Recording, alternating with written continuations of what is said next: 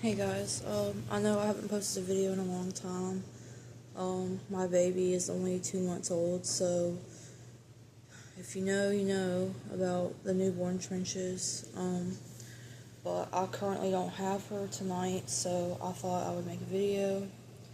Um, and we do get help, but it's hard to make videos when you're trying to catch up on the housework, sleep, all that. So I finally got some spare time right now. Um, but I want to talk about my pregnancy and my postpartum. Um, I want to share my experience to, I guess, make people more aware of the good, the bad, the ugly. Needless to say, like, through everything I went through, it was worth it. Uh, she's worth it, everything. But there's not enough attention brought to some of these things, and I think that it's very important.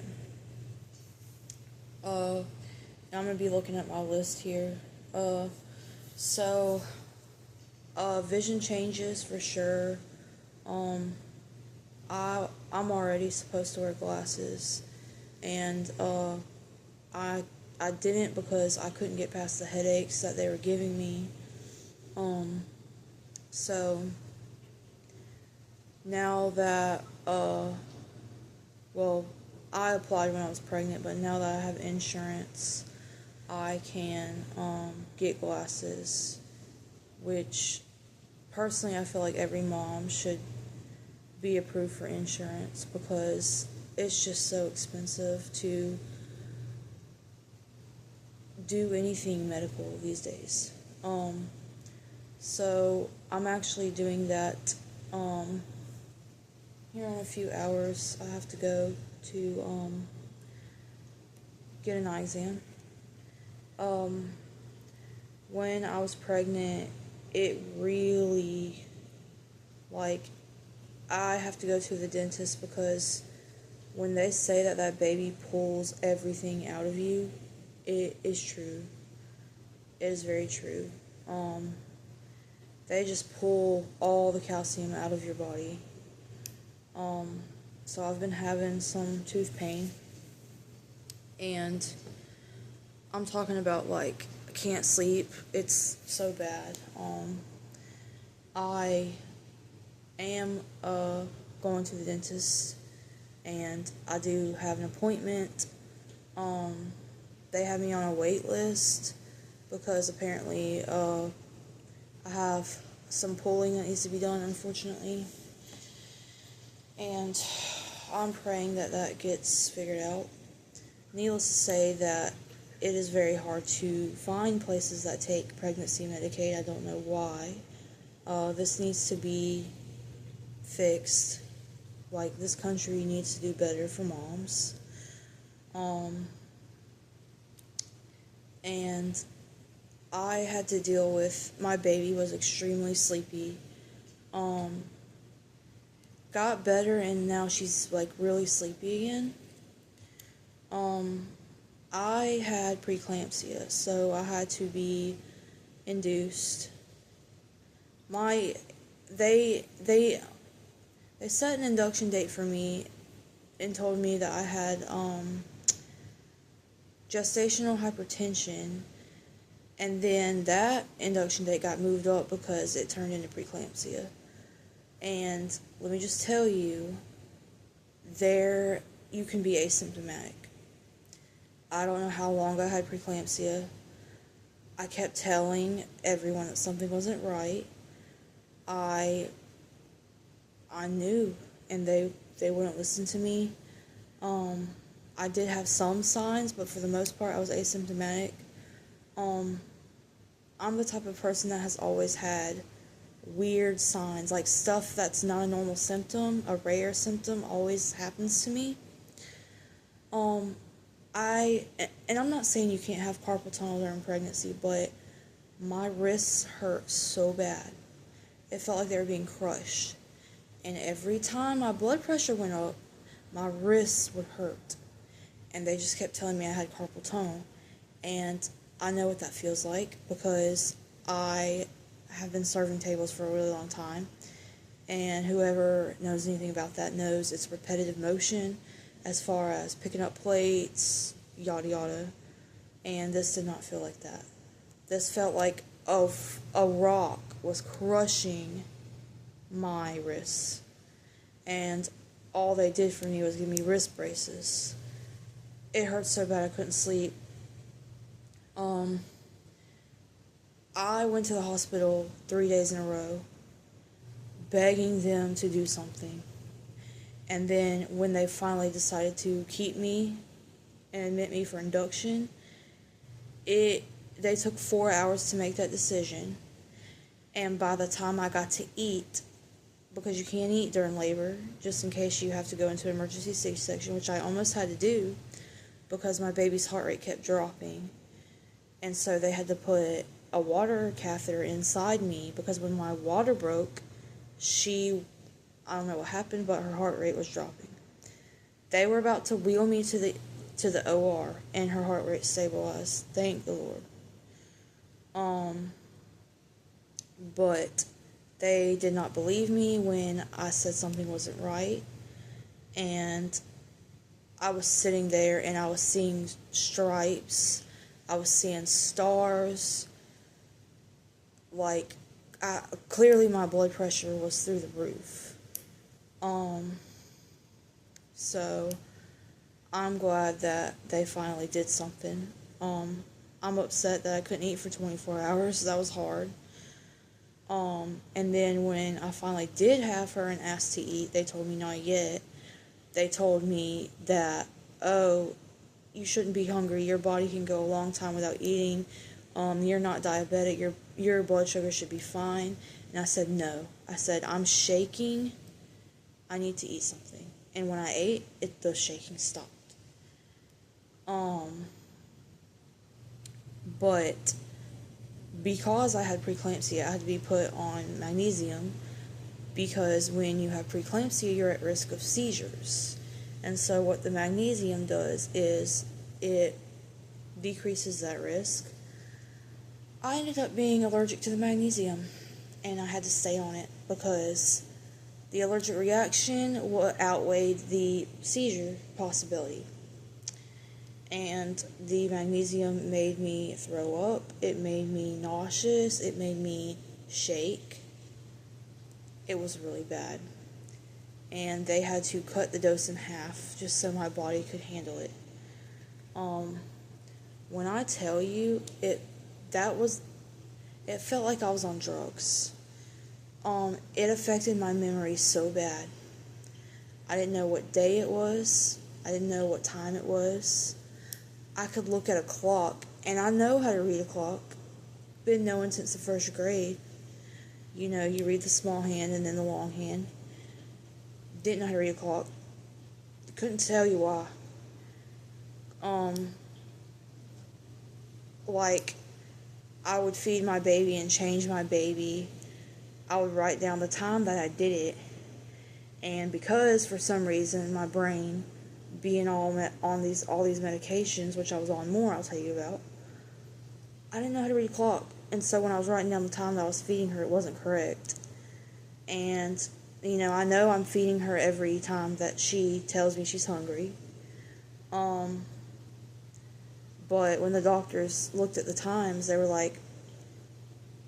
were really confused. And then they basically told me that I need to be, doing a better job keeping track of everything, even though they had me on magnesium for 2 days. I do not think anyone should be able to take care of a baby on magnesium.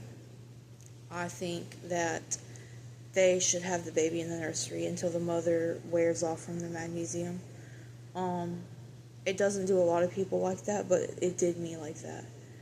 And it was the worst trip I've ever had in my life. Like, it felt like I was on drugs, hardcore drugs, which I don't know what that feels like because I've never done it, but that's the closest thing I can compare it to. My memory was shot for 2 weeks. I could not tell you what day it was, what time it was, the last time I ate. I couldn't remember. I don't want to ever do that again. That was very traumatizing for me. Not only was I on magnesium, I had group B strep, and so I had to be on penicillin.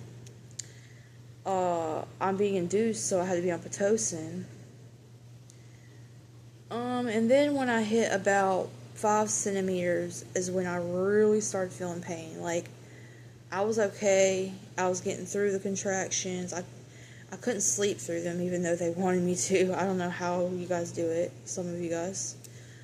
When I got to a 5, which when I was at a 5, they didn't want to check me. They kept saying I was only at a half centimeter, and finally they checked me and I was at 5, and I needed that epidural. I couldn't do it anymore. I was about to pass out. Like, I was in so much pain from that Pitocin. So I got the epidural. They left the epidural needle in my back for 2 days, and I did not know it. And I kept feeling something poking me in the back, and I thought it was like phantom pains. Like, oh, you're just still feeling from when they injected it. They wouldn't leave it in. Like, you're crazy. And finally, I had a nurse check, because every time I went to the bathroom and I looked in the mirror, I kept seeing a yellow cord hanging from my back, and I was like, am I seeing things? Like, and I said, is there something in my back? And she was like, what are you talking about? She said, let me see. And she said, oh, no, they didn't. And they did. And before that, I hadn't been able to sleep, and that was part of the reason. I kept getting stabbed in the back, and I wasn't crazy. So if you feel something, you're not crazy. Get it checked out. I wish I would have done that sooner. My baby was premature because I had to be induced. She was 36 and 4, and if she would have been too much less than that, if she would have been 35 or less, she would have had to do NICU. Luckily, she didn't have to do NICU.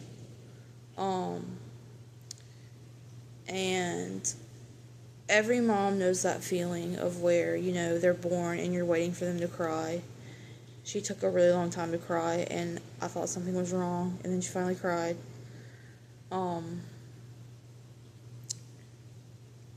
Let's see. We've been having a lot of issues with her because of her premature birth. Some things, like, yes, it's probably from being premature, and some things it's just a lot of babies are born like that. She has a heart murmur. Ever since the day she was born, I thought that she breathed funny. And apparently they discovered it in the hospital when I gave birth, and they never told me, which really upset me. I didn't find out until I was, I'm going to say, sober enough from being off magnesium to where I could read off her paperwork, because a lot of people don't read discharge papers, and I would highly, my back is starting to hurt, y'all. I would highly recommend it, because they put a lot of stuff in there that they don't tell you about. I had to learn that the hard way. So she had a heart murmur, and they never told me. And then first her pediatrician told me, and then I got looking through her paperwork, and I saw, hey, they found it at the ER, and they never told me. And she had to go to a cardiologist and get an echo done, and luckily it's a small heart murmur that shouldn't affect anything, but she's also been having feeding issues. She doesn't know how to latch onto her bottle. I've been saying that she had feeding problems since day one, and everyone told me I was crazy. Just give it time. Maybe she's a slow eater, all this. And I knew, she screams when she eats. She takes an hour to drink 4 ounces.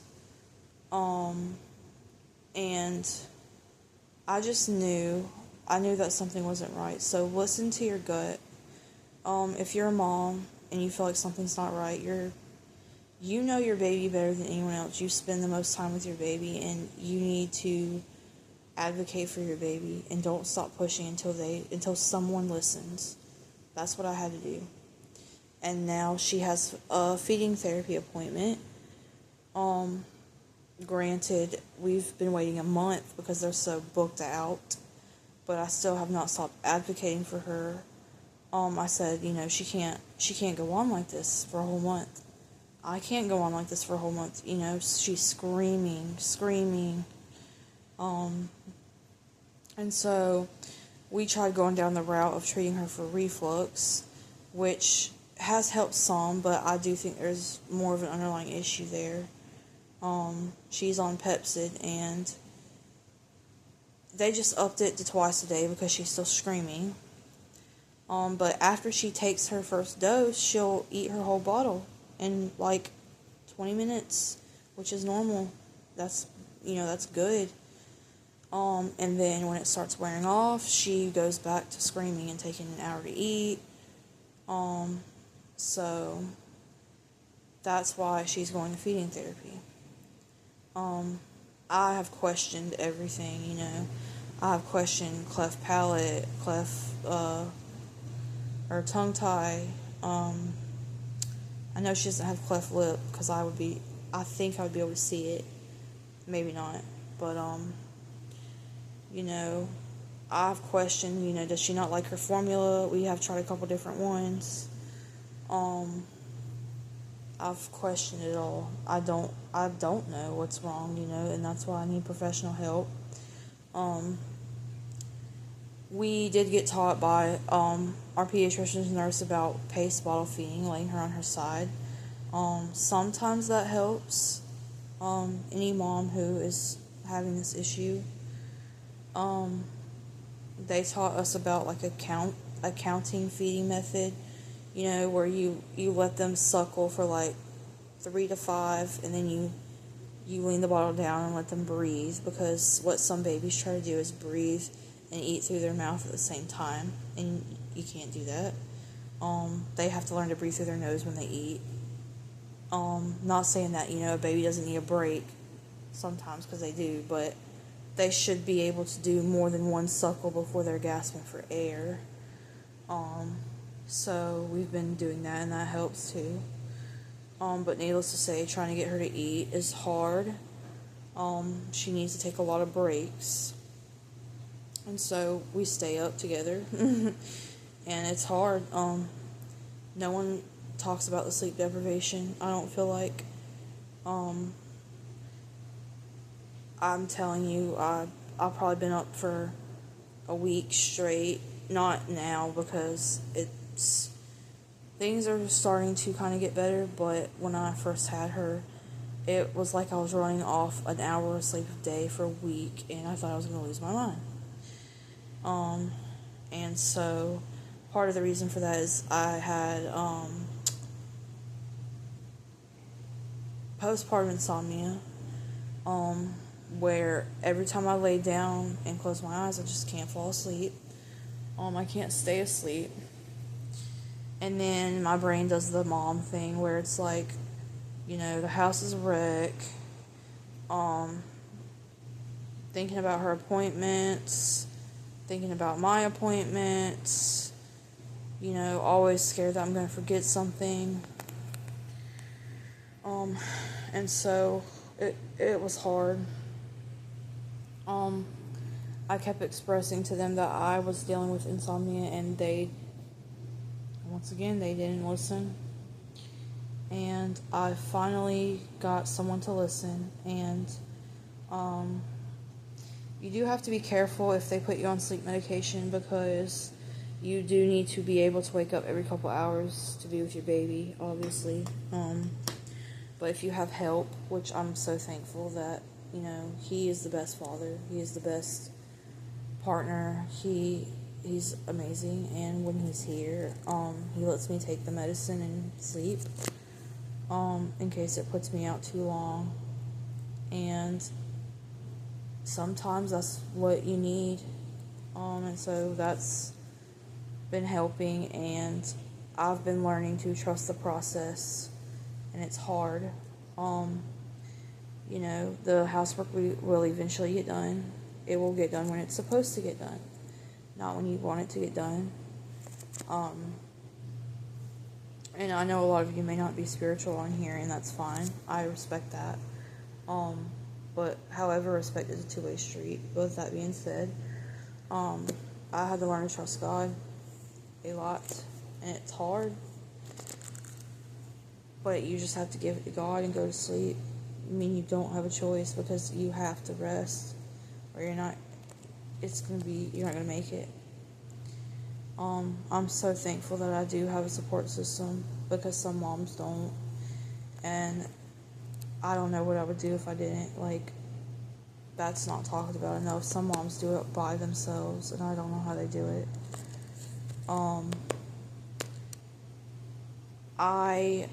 I constantly had a fear that she was gonna get sick. I was constantly, this isn't clean enough for her, that's not clean enough for her. And I finally had to step out of that mentality, because it could stem from, I am obsessive compulsive, and I just had a fear that she was going to get sick, and I had to finally say, like, you are doing a good job, you are, cleaning, it's not going to be spotless, it's not going to be perfect. Yes, things need to be clean, but she does need to build up an immunity to things. That is how you build your immune system. Now, I'm not saying to, purposely go throw your kid in dirt or whatever the case may be. It's perfectly fine to play outside and get dirty or whatever, but I'm not telling you to purposely, don't wash your bottles, blah, blah, blah, no.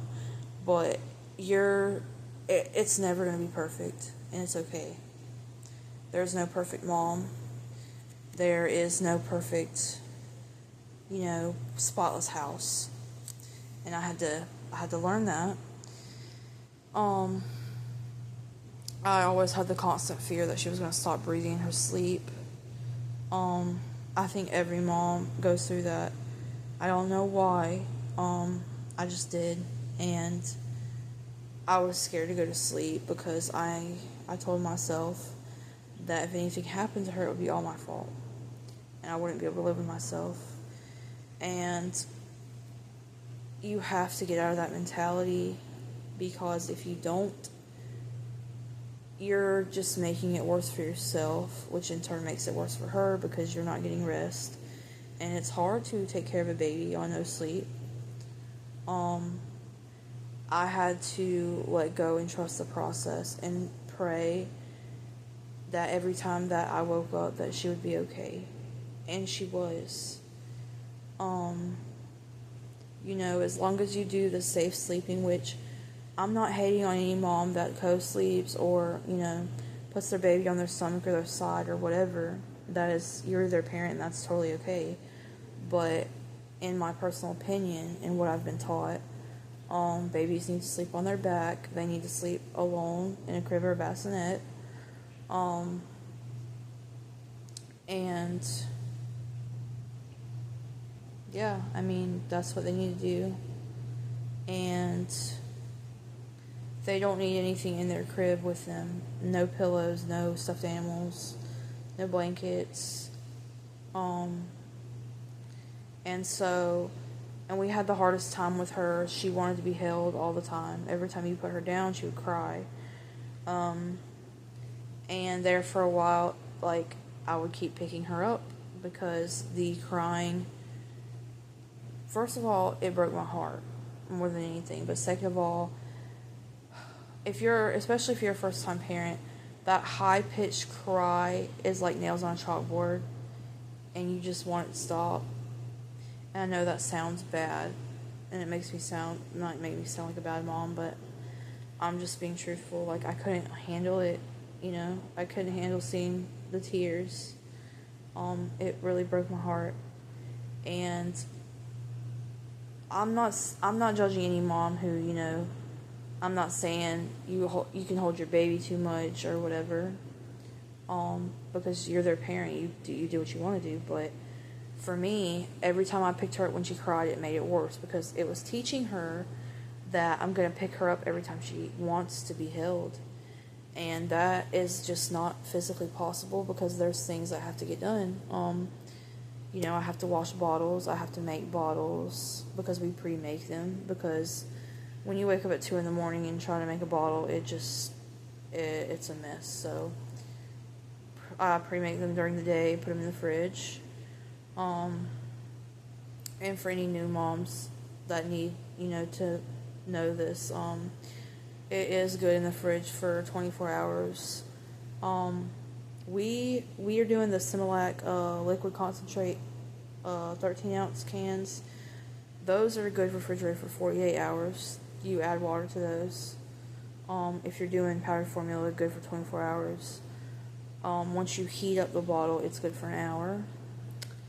And so, anyways, we pre-make the bottles.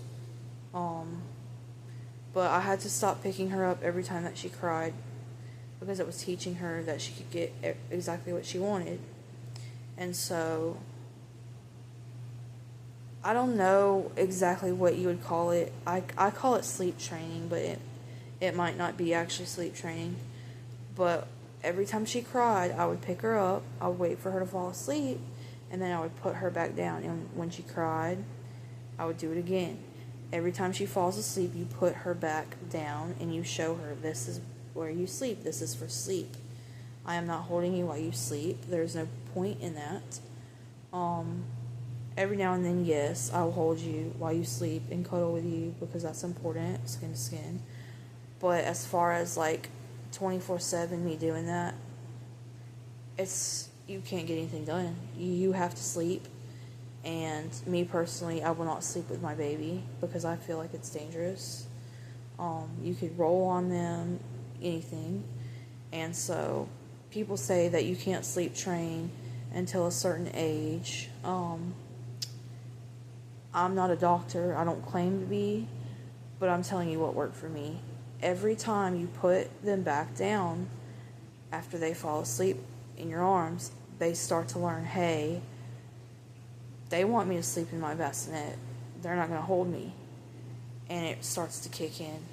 And so that's what we had to do. And don't get me wrong, she has her little spells every now and then, but it's not all the time. It taught her how to self-soothe, She will use a passy. Right now she's a thumb sucker. We're going to have to break her from that when she gets older. But right now she's doing that to self-soothe, and that's what she's supposed to do.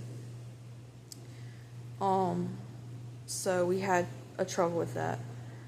The things that are, some of the things that, let's see, during pregnancy, my hair got darker, like a darker color. It was falling out a lot. It was growing slower. I had a lot of acne. I was more hungry. I had a stuffy or runny nose all the time. Sore breasts, which I never had. Not even on my cycle, I never had that. So that's how I knew. That's one of the ways I knew I was pregnant. I had morning sickness. I'm pretty sure I had HG. I don't know how to pronounce it, but you can look it up. I was morning sick for 17 weeks straight. It didn't end from morning to night. I couldn't eat. I couldn't think. The only way I couldn't feel it was to go to sleep. And when I tell you that my house was a wreck because I could not clean it without puking, when I tell you I had to go to the hospital multiple times for fluids, it was bad. It was really bad. And I did not think it was going to go away.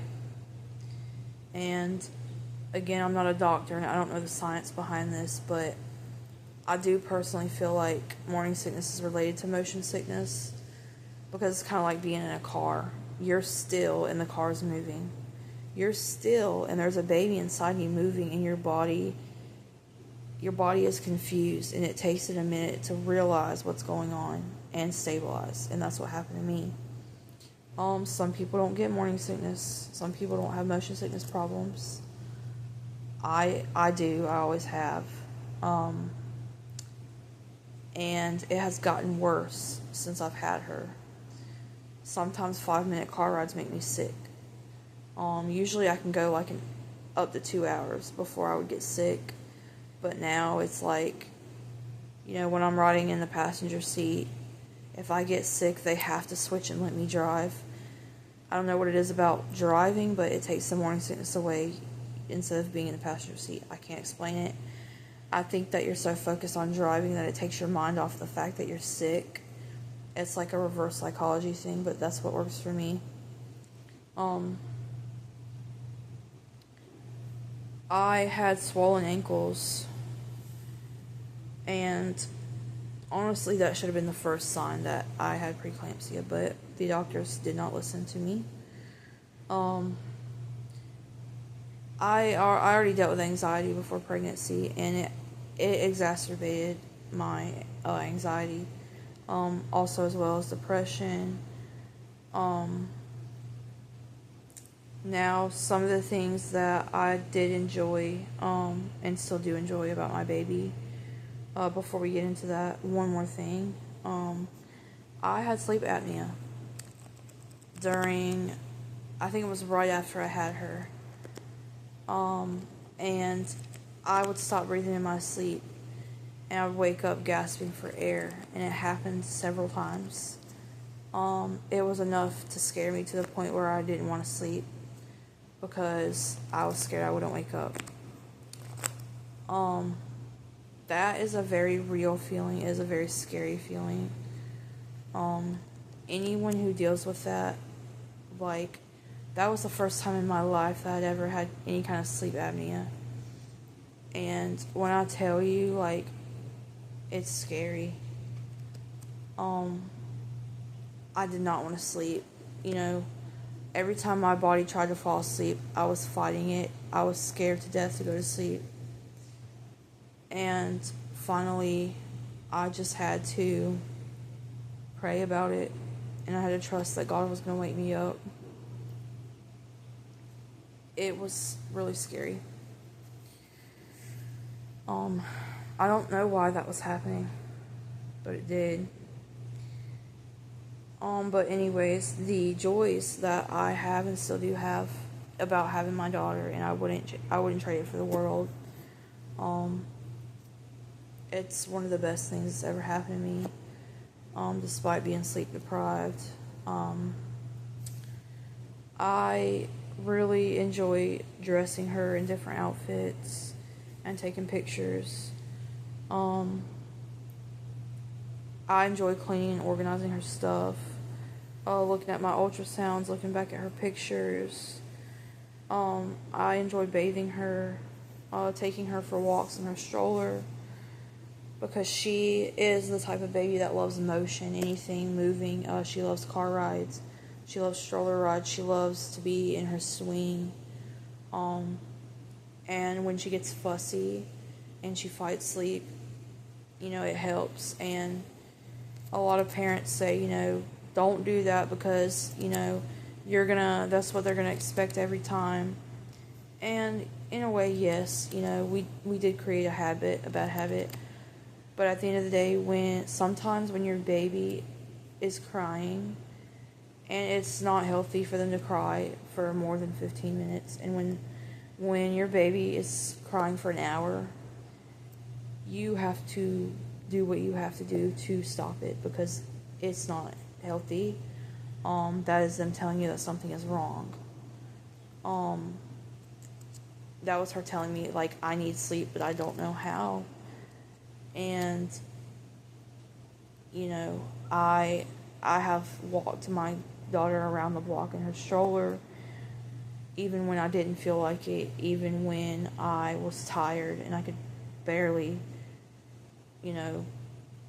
walk myself. But that's what I had to do.